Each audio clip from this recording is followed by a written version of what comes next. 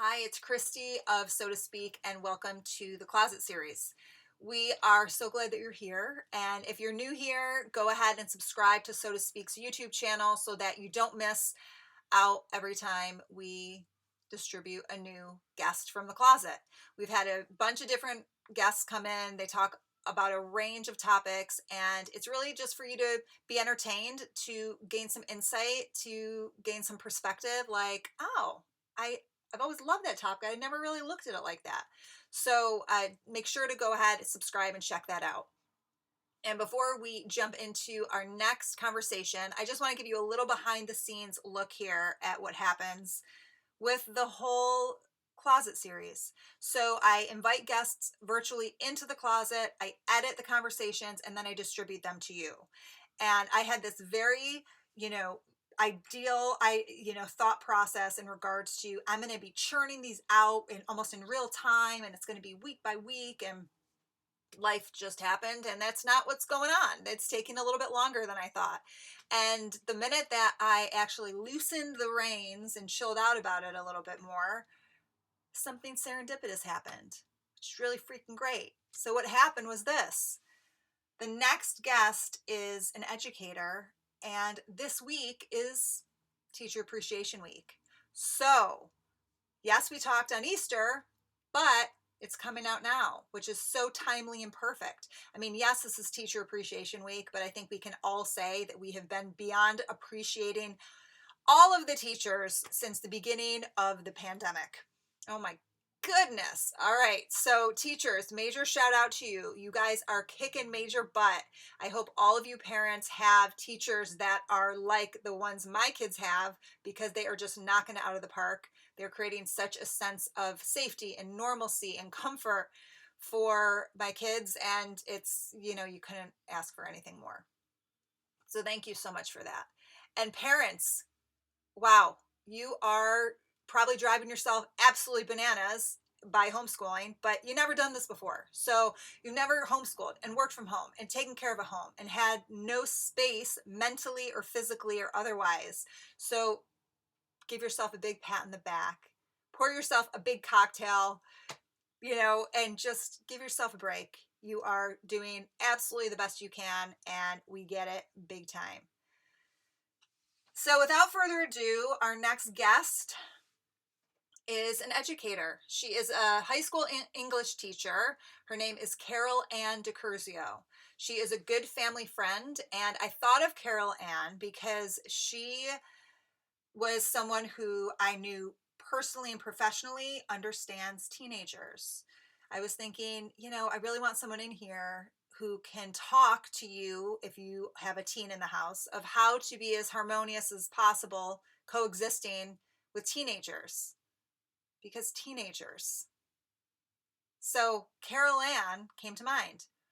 And Carol Ann does give insight into the best way from an educating perspective with that hat on. And then she also talks about her personal experience being home and figuring life out in a pandemic. And then our conversation really naturally also segued to how you can be there for your colleagues, and how the small act of kindness and support to your colleagues really goes a long way. And then last but not least, Carol Ann shares the one disservice that she believes that we are doing to our kids. I happen to agree with it, but I want to see if you do.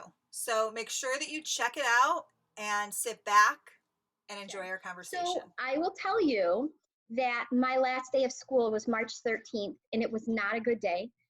And I really want to go back to school because I do not want my kids to remember that day, remember me on that day, because I'm also a panicker. So I tend to react first, to deal with my emotions. And then once that's done, I then can make sense of it.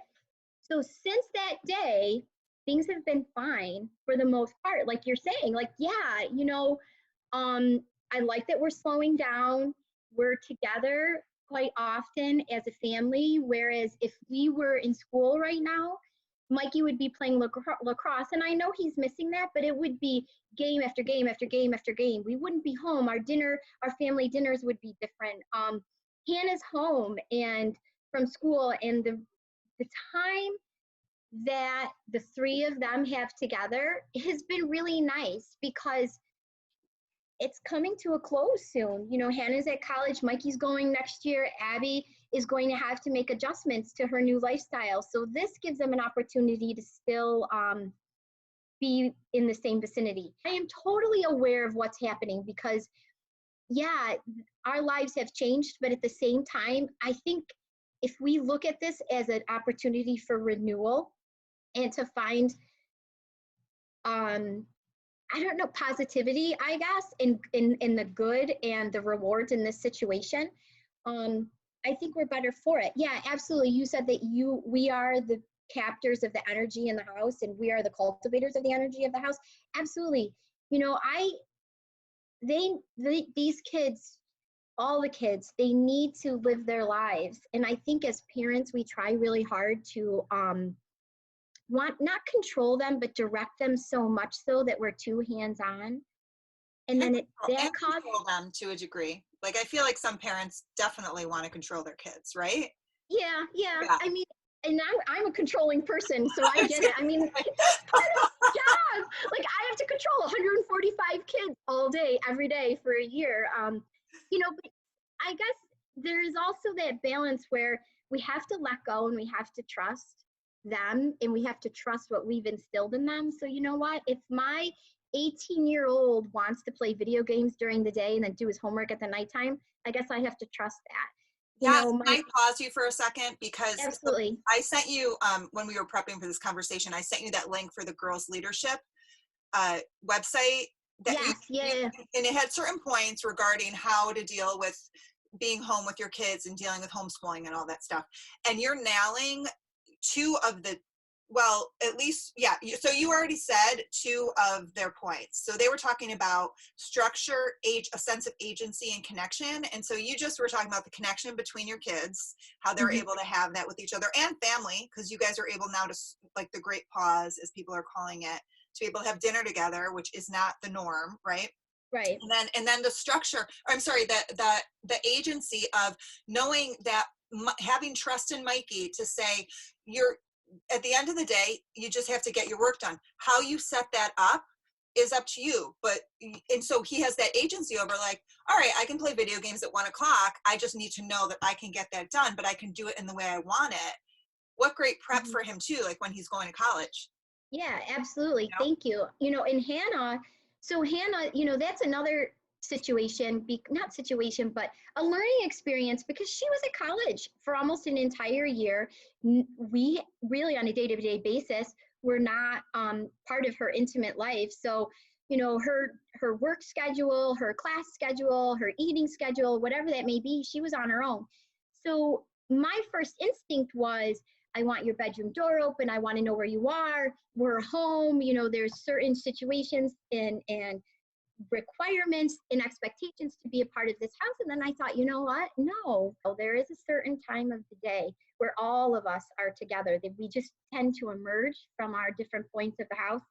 And we're together. Now, Abby, she's 9, so she needs maybe a little bit more help with maintaining a schedule. But you know what?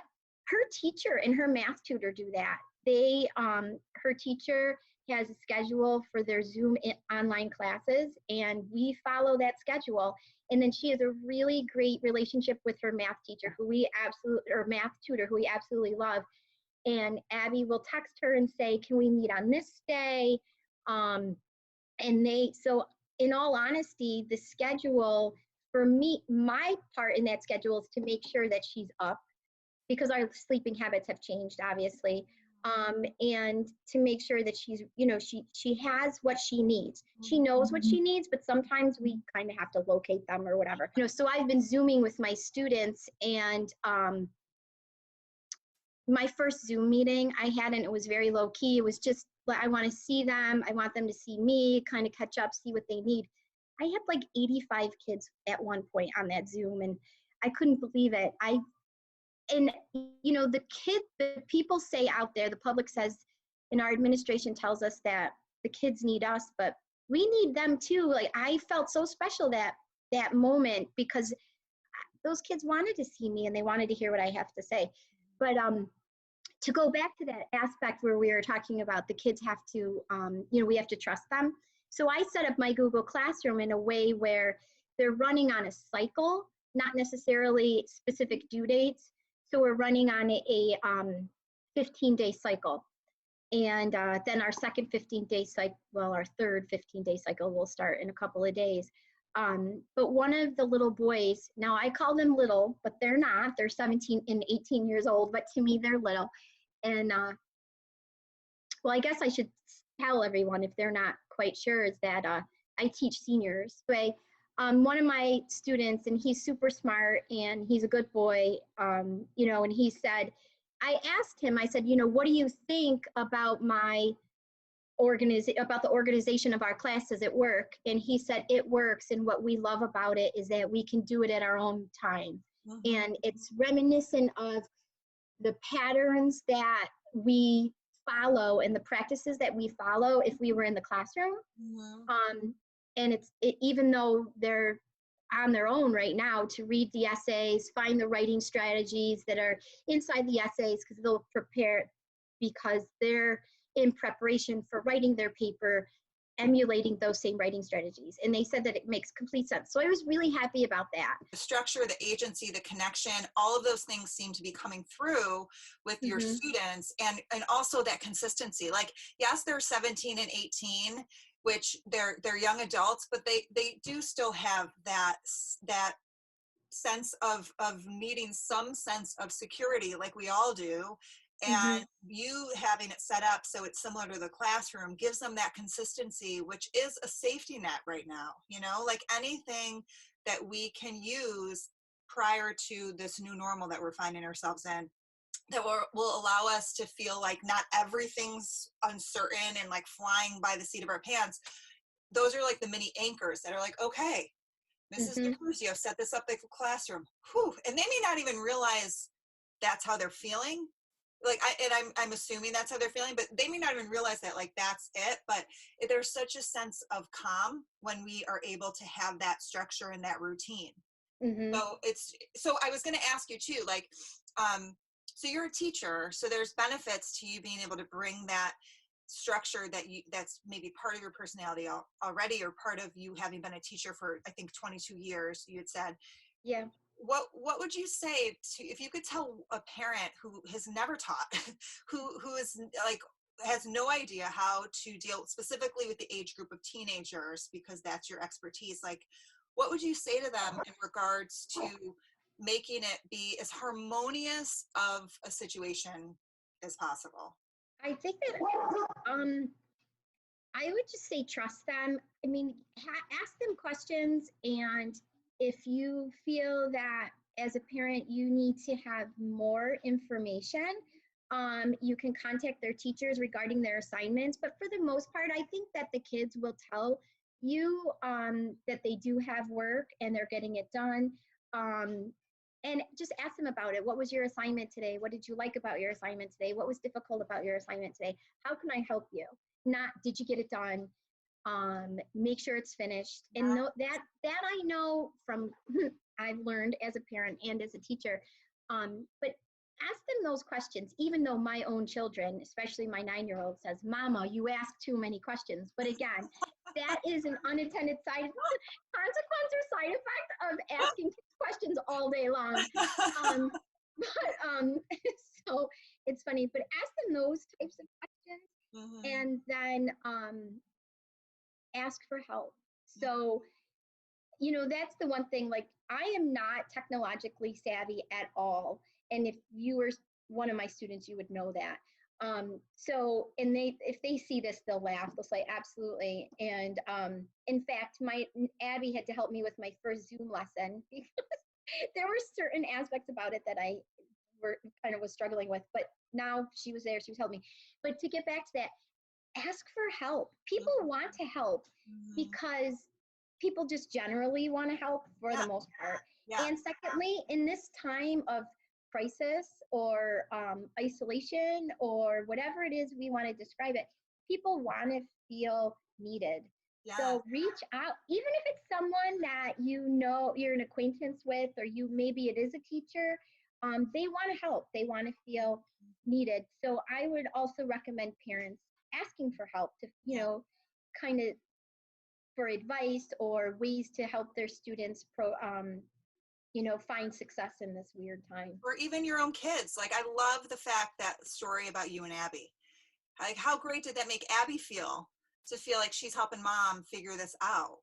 Oh yeah, absolutely. It's such a great feeling for kids to be able, I mean, I noticed that too, like with Veronica, like she'll come through, she's been helping in the kitchen so much more, and just willingly, like wanting to like roll up her sleeves, put on an apron, and we're all eating at home, right? So it's like home cooked meal, that's becoming like, and how awesome is that? Because you had said that at the beginning, like that home cooked meals are coming back full circle to having like such that beautiful, like in our community, I think in other communities too, Sunday dinners were like the thing, right?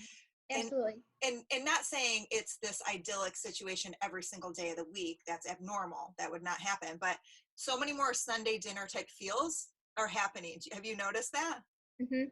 Yeah, I absolutely agree. And you know what? What a great highlight for Veronica. She's strong, and you know it because you see it there. And that was something else that I've learned with my daughter Hannah being home. Now listen, I'm a feminist. If you ask my kids, they'll tell, my students will tell you she's a complete feminist. um but I still believe in chivalry. I still believe that people need to be honored and respected, but I want all people to be seen as capable and formidable and what do I want to say, agents of society. Mm-hmm. And one of those elements is to teach children to have convictions. Okay. And I've done that. And if you know me, you know I have convictions. And if you know my daughter, you know she has them too. But what I'm learning is now that we have convictions, or the young people have convictions, we have to teach them what to do with them and how to handle them. And I'm saying that because, like I said earlier, I'm very emotional and I'll respond first. My husband, he, I tell my students all the time, he's my hero. He saves lives every day. And for him, it's just part of his job. That's part of his everyday life. For me, I find that fascinating because, as I said, I go into panic mode first, and then I have to sit back and figure out my situation, which is what I'm leading to. We want our children to have these convictions and to be strong, but sometimes we're so preoccupied with filling our children with those convictions and those strengths that we tend to forget how to teach them, how to use them. And that's important too. Wait, I want to just pause you there because that's so huge. We're having them attain everything and not apply it. Yeah, absolutely. This allows that to be like that intermingle. Like, what a great chance. Yeah. I see it. Absolutely. Yep. So like you see that in Veronica, she's putting her apron on, she's rolling and up. Luke, I want to pause because and Luke's in the kitchen too. It's not just Veronica, but Veronica likes it more. Yeah, so both of them. But you know what? There they are. They see mommy needs help. I'm going to help her. This is something I want to do. And my people have risen to the occasion too. Like, well, Mikey loves to cook. My people. I don't know what to say. But so Mikey will cook. I mean, he's been cooking since he was little. I could never keep him still. So, we gave him his own container of flour and let him have at it in the kitchen. And, my kitchen was always filled with flour and it was constantly a mess. In fact, I said that the other day to Hannah because she seems to be my cleaner. And she's like, I just cleaned the kitchen. I said, I know, look at it. It's like when you guys were little and the kitchen was always dirty, always messy. So they're falling into their roles. Mikey will make dinner. Annie makes sure that Abby is dressed and her hair is done. And Abby is right there too. She helps along the way. She tends to be my little playmate. And so they fall into their roles, and that's something else. And we have to kind of let them find their place and find their roles, and that's hard too. Because letting go and sitting back as a parent and as a teacher, it's really kind of hard. But It's so I'm thinking two things. The first is Finding Nemo when he's like, just let go. And then Yeah. Marlin has to let go. If you haven't Mhm. seen Finding Nemo in a long time, I highly recommend it. But also like that observer standpoint, like backing off physically, verbally, the whole nine, and Mhm. just kind of seeing what emerges. And also as the parent, silently observing where the strengths are, commending your child for the strengths you're seeing, so that you're like, oh, Hannah likes doing or is really great at this, this, and this, and Abby's great at this, and Mikey's great at this. And so commending them and strengthening that in a way that they're aware of it, they realize they're being appreciated, and then they're feeling a sense of contribution. Mhm. Yeah, yeah, absolutely. You know, and I think the same goes for spouses too, because you know, I see that with my husband. You know, we were making a cake yesterday for today for Easter, and he was ready. He knew exactly what needed to be done, but I wasn't ready, so I was a little annoyed, and he knew it. Um, so you have to also recognize it. Okay, they need to fulfill their roles. They're trying to figure it out. You know, step back, just wait, because I think in today's society, we all want to be right all the time, and we all want to be in charge or the leader all the time. And sometimes true leadership is sitting back and letting the people you love and the people you serve take the leadership roles. You know, and I've Amen. seen I'm my pausing you. I'm pausing you because that is absolutely spot on. Like that shift in perspective, that leadership is not necessarily having all the answers and being right and delegating and being the captain in like the storm. It's being the captain in the storm where you're also being able to be observant enough, or not the storm, like clear waters too, but where Mhm. you're able to observe, sit back and observe where people's strengths are, so that they Mhm. could then enhance their leadership qualities. That's Yeah. like, oh, that's such leadership, like strength and leadership to me, for Mhm. sure. Yeah. Yeah, absolutely. And in fact, you know, so my husband has taken an interest in cooking, and so oftentimes I'm sitting at the kitchen table watching the people in my house, my family members cooking, setting the table, and I love it. Um, and to go back to the leadership, so like I told you, when this was all coming down, I was like panicked. Oh my God, what's going to happen? And I have this one friend, and she's a colleague of mine. She's one of my teachers, and she goes into that fight mode. And I so admire her for that, because I am not like that. I take a step back at first before I act. She knows exactly what to do. She knows which questions to ask, how to move forward. But she then becomes consumed. So I I think maybe a week in, I was also consumed, and I thought, you know what, let me text her. And I sent her a text and I said, are you allowing yourself to take a break?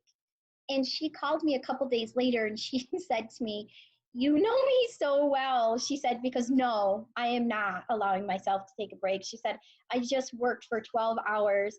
I've been up, I went to bed at 4 o'clock this morning, and, you know, and I can't slow down. I can't turn my brain off. She said, but for you to send me that text to know that to know how I'm treating myself made me, you know, take a second, step back and say, okay, take a break. And that's something else too. I think a leader needs to know is his or her people, and also their tendencies, and call them out on it in a good way. Hey, I know that this is going to consume you, or something like, are you allowing yourself a break today? Um, because otherwise they then can start to spiral. Or sometimes, hey, you know what? That was awesome. You shared this tutorial for us, and it was great. Like another one of my two of my teachers shared, actually three of them shared some great opportunities for learning new techniques for communicating with students and parents. And you know, and they did it. They figured it. They knew it was something that they needed, but then they knew enough to share it they were kind enough to share it with us. And it was great because now we're all learning and we're all helping each other. And if I could go back to that idea that sometimes a leader sits back, part of leadership is empowering the people that work for you, or work beside you. Because if you're not empowering them and giving them a voice, even as a parent with your children, what are you doing? Mm-hmm. It's so true. And going back to you talking about these little acts of service in a moment where we feel so helpless, and you had said a few different times about how people really like helping, like there is something in there, and that came up actually before when I was having a conversation with Ryan Miller, like just that innate feeling of giving back by helping someone else, especially in times like this. Like Mm-hmm. it just creates this feeling, like so many different feelings, but just a feeling of contribution. It increases hormones that are going to lower our cortisol and just makes us feel hopeful, Mm-hmm. and seen. Like how beautiful for your colleague and your friend to be working nonstop and feeling like she's of service, and then getting a caring text from you for her to feel seen. Or I mean, if I got that text after working for 12 hours and up till 4, I probably would be bawling just out of gratitude. Like I just, I remember waiting tables when the term was in the weeds, when you had just tons of tables. And it was one of those times where it was this little like diner-like place in New York City, and one of the waiters called in because he was hungover, and the manager wasn't there in time, and so I couldn't accept cash and credit, or I could only accept cash, not credit cards, and it was just a total shit show. And I was Yeah. running around, and the cooks were nuts, and the bartender was nuts, and I was just going back and forth, and then one table, when I put the menu down, she put her hand on my hand and she said, "It'll be over soon." And I went in the bathroom, I started crying. And Oh, I came back out. I needed, like, I mhm. didn't realize I needed that, but someone realizing it, like that validation was Yeah. just amazing. So I feel like be that person. If anybody can take one thing from this, it's like be that person that's putting the hand on the other hand through text or through a call. Even if people don't pick up, like hearing a voice, seeing a face is Mm-hmm. just, it's so much stronger, And so any sort of communication, like it's just it's needed, Yeah. and people are needing that. And I just love that you did that. I think that's Mm, awesome. thank you. So, I do want to say there was this one day that really was a difficult day for me, in the midst of this. So I have a colleague, and he's older. He's been teaching for 45 years, and he's one of my dearest, dearest friends. Um, so we're permitted to visit school on a Monday. Um, and we have to follow certain protocols. So, and I'm helping him with his technology as I fumble through mine. And he thinks I'm an expert. So I clearly am faking that, but it's okay. Um, and I drove to school and I see my friend and we were chatting, and he had said to me that, this is really difficult for him. He's not feeling well and he doesn't look well. He's lost a ton of weight, and, he's just struggling. And so I tried to help and make him feel better. And then our conversation was interrupted and he abruptly left. And thankfully, though, he was in the parking lot as I was getting ready to leave. And he drove over.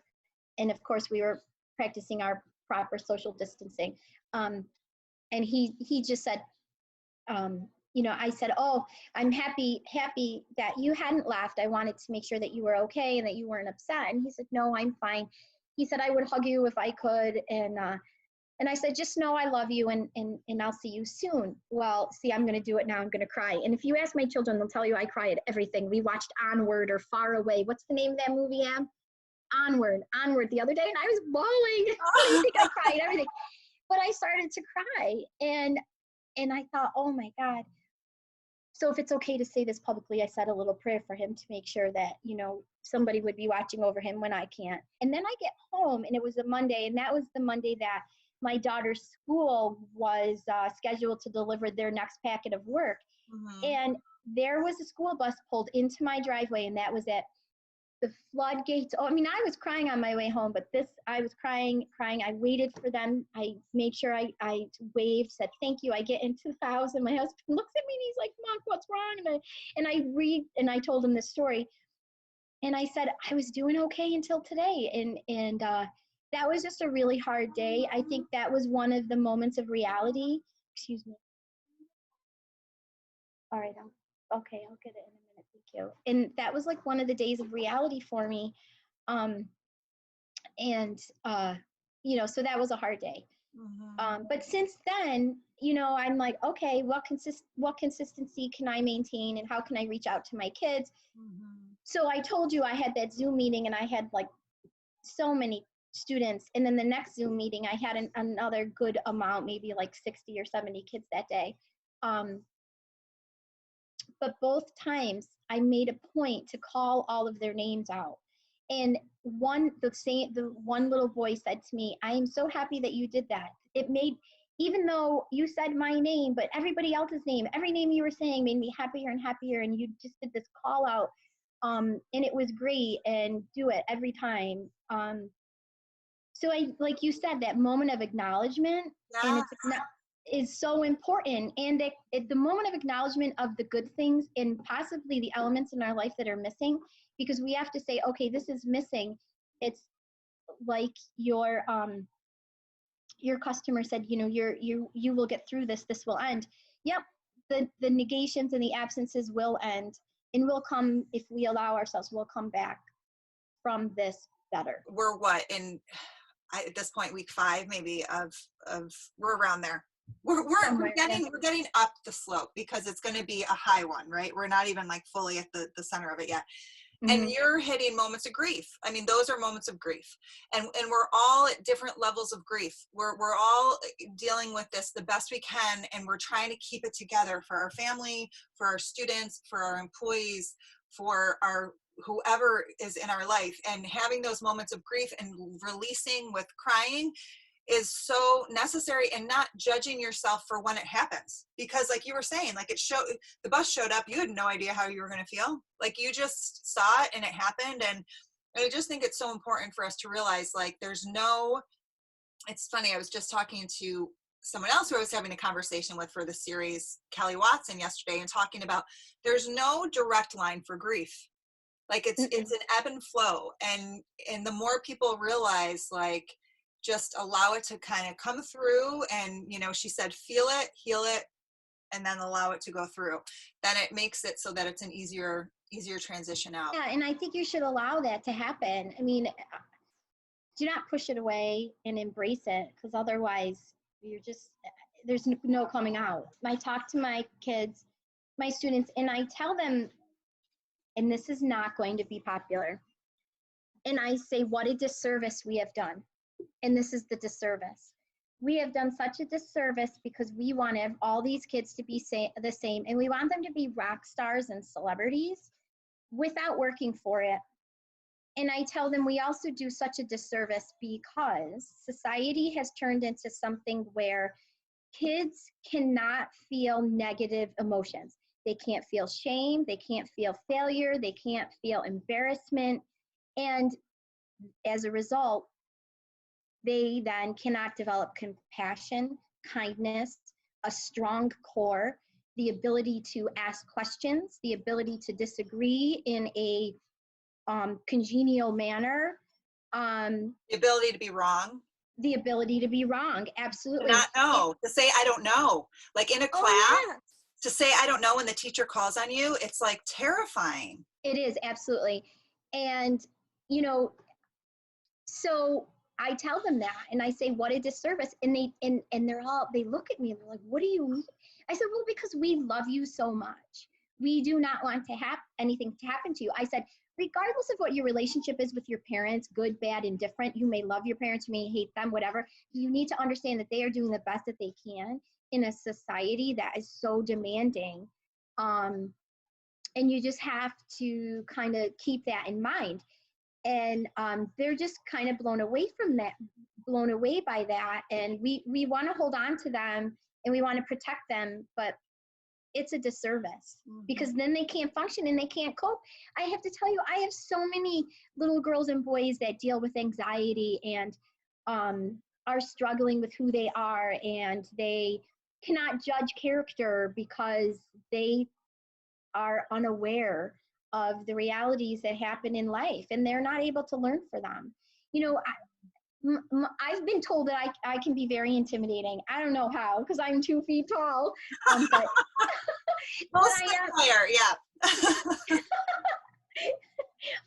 But they, you know, and I say to them, listen, I will never lie to you. I will say things to you that you do not like and that you may disagree with.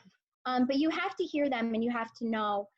And I will tell you that when they feel that they have space to be who they are,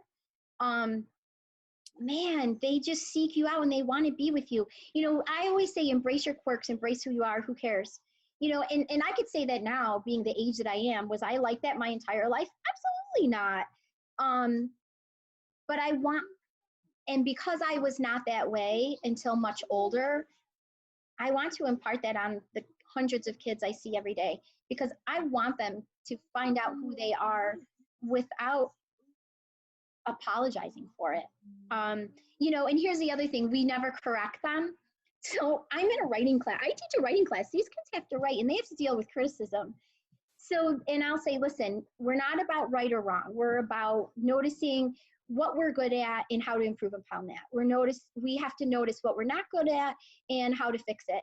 And so I'll say, okay, let's volunteer. And then I say this, and this is probably not going to be popular either, but I say to them, they say, well, I'm not sure. So depending on the child and the personality, I'll say, do you want me to check you first?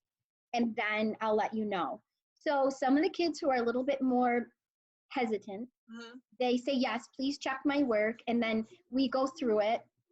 And then they raise their hand and then they answer. Now that's very time consuming, but guess what? They're learning how to ask questions. They're learning to trust themselves and they're learning to take risks. Now, some of the kids who are a little bit more sassy and are a little bit more confident, I'll say, just share. And if you're wrong, we'll fix you. And they are like, what do you mean fix me? And of course, in the context of we'll fix your writing or we'll help you how to use this rhetorical device better, or in a more embellished way. But you know what? They take that behavior and they take that transparency and they use it, because then I have kids who struggle. And I had this one little girl who struggled this year, and she handed me her research paper and she said, I just want you to know that I come from a place where we do not talk about emotions and mental health. She said, but I'm here and we do. She said, and I want you to know this isn't my best paper, but I wrote it because I wrote it for you.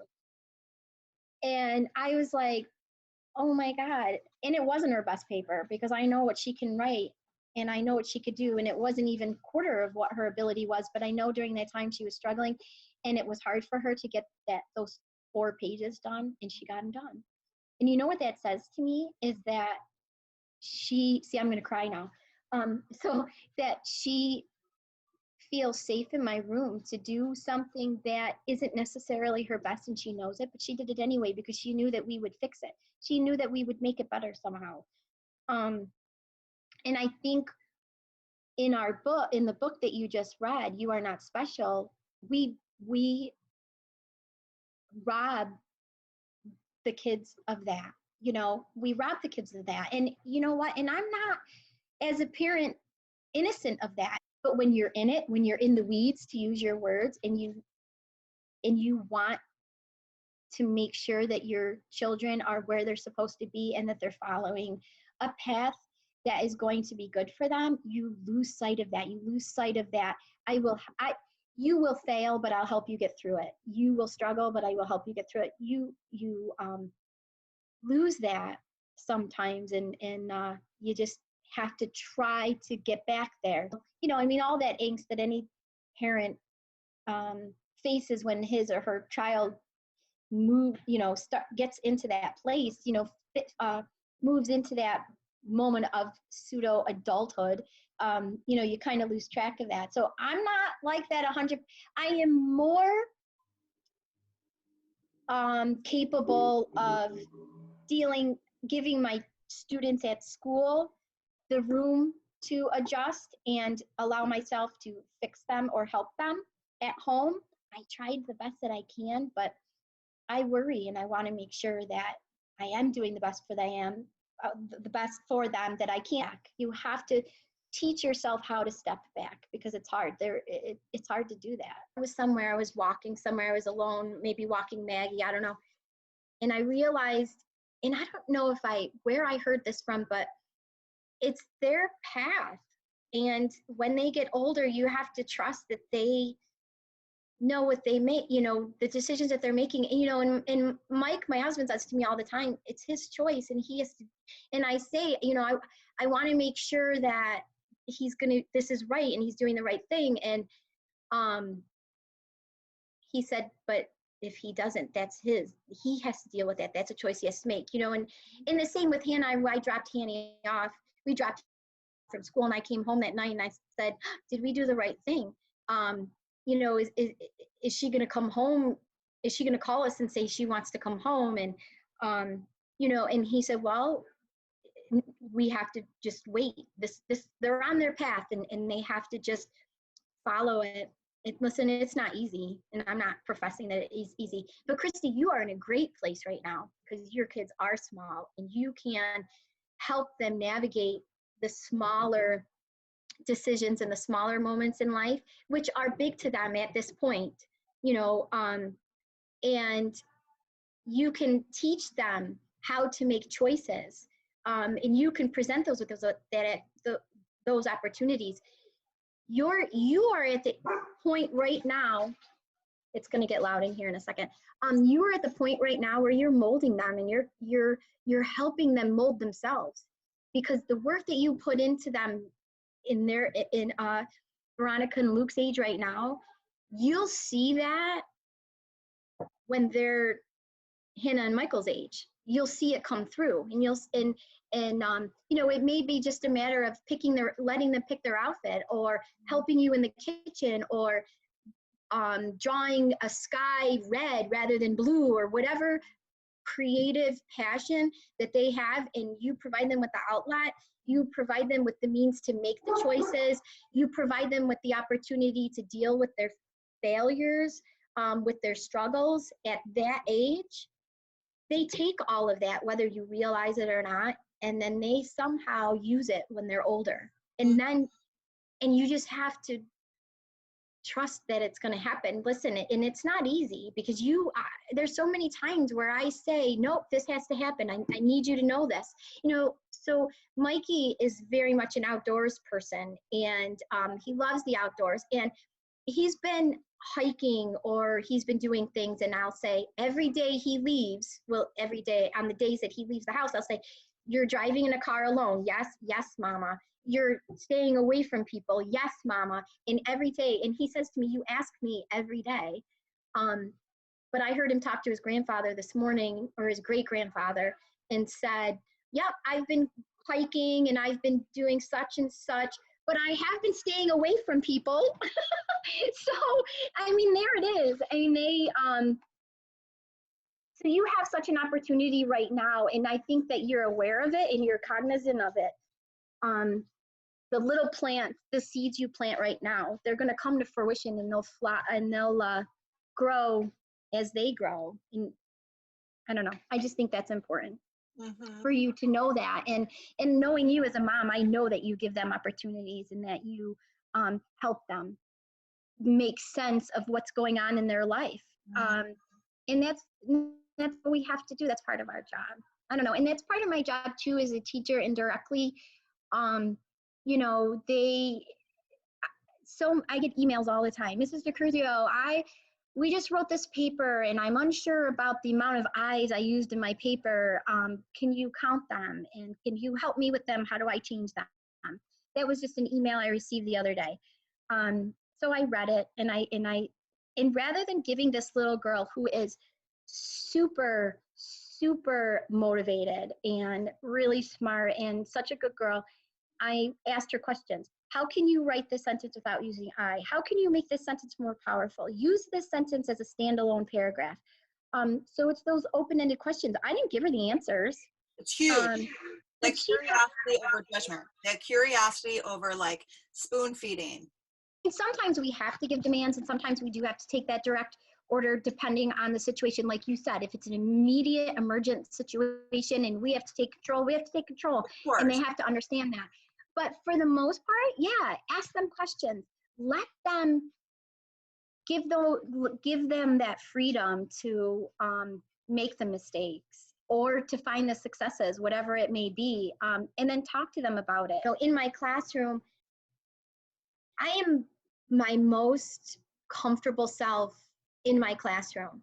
And with that being said, my students see many characteristics that I normally do not share with other people. And that's, I call them my quirks. And I think, and I think because they see me and they see me with all of my quirks, they can appreciate that. And I think that motivates them to also want to embrace their quirks. And I think it allows them to feel more comfortable.